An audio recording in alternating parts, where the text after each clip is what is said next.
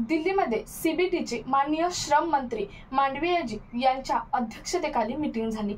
या मीटिंगमध्ये प्रथमतः मुद्दा घेण्यात येणार होता की EPS 95 पेन्शन धारकांचा आणि तसे प्रतिनिधी सुद्धा EPS 95 पेन्शन धारकांचे प्रतिनिधी सुद्धा तेथे गेले होते। अगोदरची मीटिंग ही सीबीटीची मीटिंग ही बंगळुरूमध्ये 10 आणि 11 तारखेला सांगितली होती, परंतु अचानक ती मीटिंग पोस्टपोन करून लेटर काढलं की नवी दिल्लीमध्ये 13 तारखेला मीटिंग घेण्यात येणार आहे आणि त्याचप्रमाणे काल सीबीटीची मीटिंग नवी दिल्लीमध्ये पार सुद्धा पडली। त्यामध्ये EPS 95 पेन्शन धारकांचा जो मुद्दा होता पेन्शन वाढीचा, तो जेव्हा श्रम मंत्र्यांच्या पुढे मांडण्यात आला तेव्हा त्यांना काही उत्तरे देण्यात आली। ती उत्तरे कोणती असणार आहे तेच आपण आजच्या व्हिडिओमधून पाहणार आहोत। तर त्यावेळी त्यांना सांगण्यात आलं की जो तुमचा मुद्दा आहे तो आमच्या विचाराधीन आहे, त्यावरती काम चालू आहे, तुमची तळमळ आम्हाला समजत आहे असं श्रम मंत्र्यांकडून उत्तर देण्यात आलं। परंतु आपले जे प्रतिनिधी आहेत 4 प्रतिनिधी आहेत, तुम्हाला त्याची मी नावे सांगते।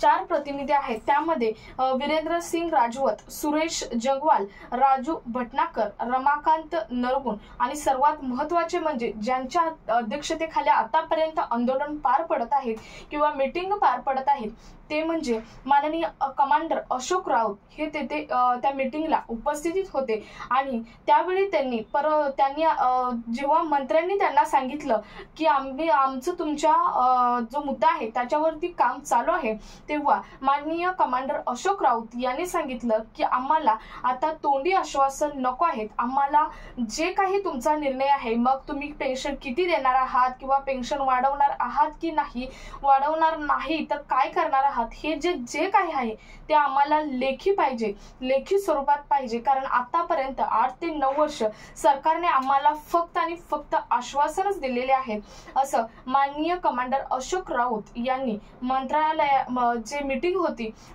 श्रम मंत्र्यांची अध्यक्षतेखाली ते श्रम मंत्र्यांना सांगितले।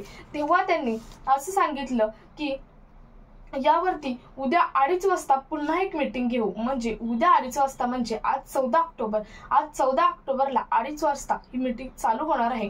त्यामध्ये काय निर्णय होणार आहे हे मात्र आपल्याला पाहणं महत्त्वाचं ठरणार आहे, कारण जवळजवळ हा फायनल निर्णय असणार आहे।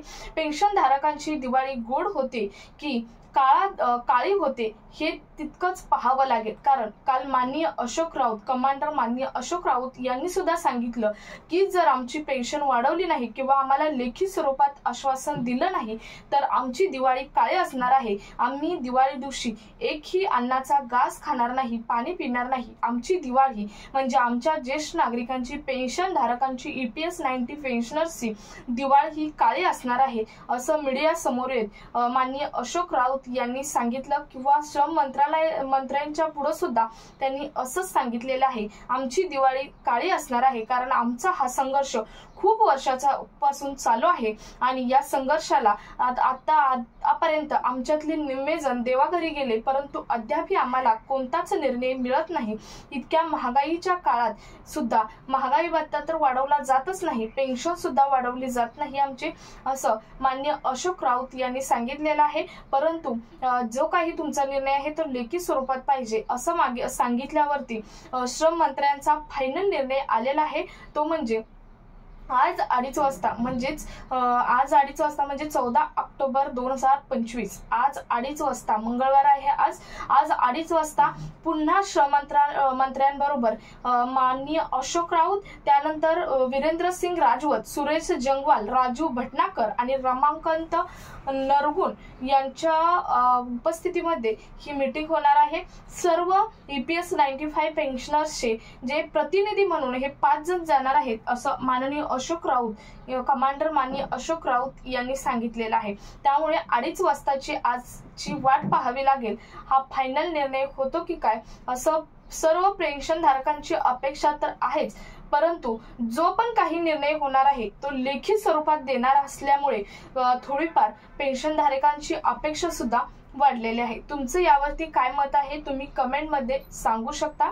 सो 2:30 वाजल्यानंतर काय निर्णय होतो हे आपल्या चॅनलवर पोस्ट केला जाईल, त्यामुळे चॅनलला जर अजूनही सबस्क्राइब केलं नसेल तर सबस्क्राइब करून ठेवा, शेजारी बेल आयकॉन सुद्धा ऑन करून ठेवा, म्हणजे सर्वात पहिल्यांदा नोटिफिकेशन तुम्हाला येईल. सो भेटूयात पुढच्या एका नवीन अपडेट सोबत. तोपर्यंत धन्यवाद.